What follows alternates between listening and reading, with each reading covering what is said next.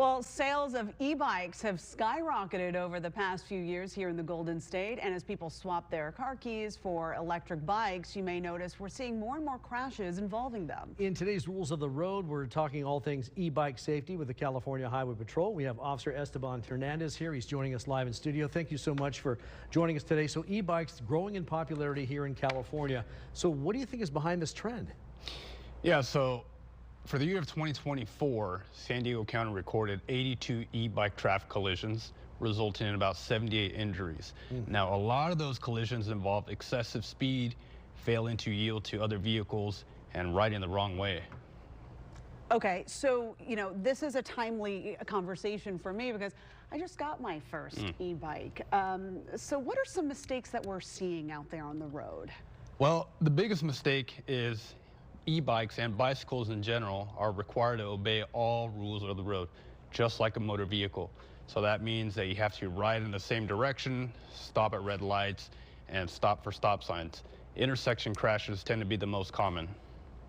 So many people don't know there are actually classes and there are laws regarding these e-bikes. Can you break down some of those for us, if you don't mind? Yeah, so there are going to be three classes. Class 1 is going to be an e-bike with a pedal assist system, max speed of 20 miles per hour.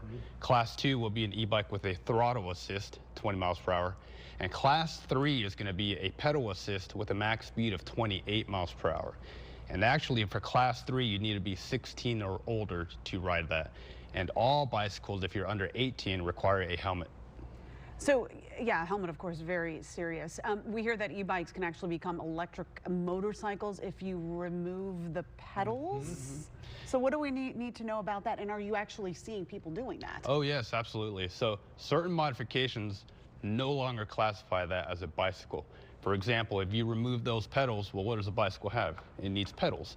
Well, now it's no longer an e-bike. Now it's an electric motorcycle, which may be, illegal and require a motorcycle license. And those things can get up in speed. I mean, we're talking like maybe 70 miles an hour, and then you have a young person who really is, I don't know. I mean, I've seen that going down the freeway with, them doing wheelies and everything. It's pretty dangerous. Oh, yeah, absolutely. Okay, let's talk about when you are not required to wear a helmet when you're on an e-bike.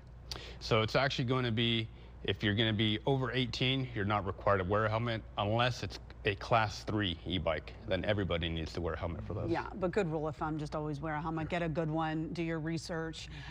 Okay, so I see this a lot. We just see the video where there's a passenger on an e-bike. Is that allowed?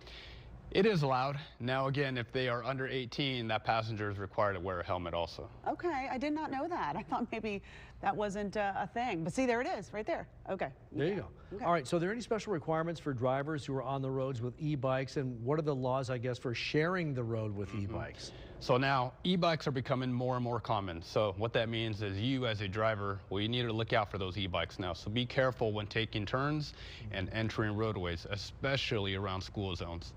Now, for riders, you're required to obey all rules of traffic, just like a vehicle. So this means that if you've got a pile of cars behind you because it's a one-lane road, well, then you have to pull over onto the shoulder and let those vehicles pass. And same thing for the vehicles. If you're going to pass an e-bike, make sure the roadway allows and it can be done safely, because state law requires a minimum of 3 feet between your vehicle and that cyclist. I know it's very exciting when you get a new e-bike and you want to get the right gear and the right color and all the right tools. Is there anything that you could advise, though, in terms of colors for helmets or things that we can add to our bike that, could really help us out there in terms of safety? Yeah, so cyclists especially, regardless of age, we always recommend that you wear a helmet.